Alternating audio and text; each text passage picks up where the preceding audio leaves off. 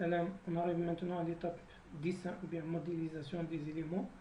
Donc, on va commencer par le dessin des éléments du type ligne, c'est-à-dire les poteaux et les poutres. Avant cela, nous allons définir les étages qui sont similaires. Comme notre projet comporte un sous-sol à usage commercial, un rez-de-chaussée à usage habitation et 8 étages à usage habitation.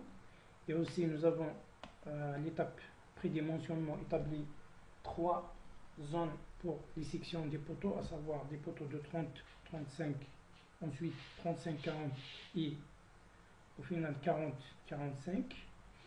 Donc nous allons définir quels sont les étages qui seront similaires afin de profiter et de modéliser à la fois sur 3 ou 4 étages. Donc vous cliquez avec le bouton droit de la souris et vous choisissez Edit Story Data.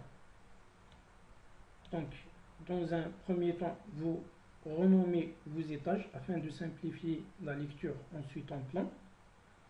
Donc en donnant à partir de la base le nom de chaque étage, c'est-à-dire le sous-sol, le rez-de-chaussée, ensuite les 8 étages à partir du premier jusqu'au 8e, qui va correspondre à la terrasse, dans notre cas qui est inaccessible.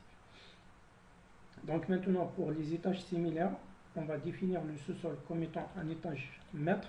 Donc vous cochez l'option Yes sur Master Story. La même chose pour le rez-de-chaussée, nous allons le définir en tant qu'étage mètre, donc vous cochez l'option Yes. Ensuite, pour le premier étage, il va être similaire au rez-de-chaussée. En ce qui concerne le deuxième, il sera un étage mètre, puisqu'à partir de là, nous allons changer la section des poteaux.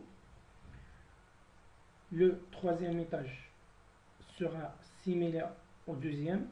Et c'est la même chose concernant le quatrième étage qui sera aussi similaire au deuxième.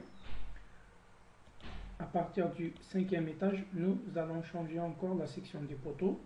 Et donc, le sixième étage ainsi que le septième seront similaires au sixième. Pour ce qui est de la terrasse, on va, ou bien du huitième plancher, nous allons la définir comme étant un étage mètre.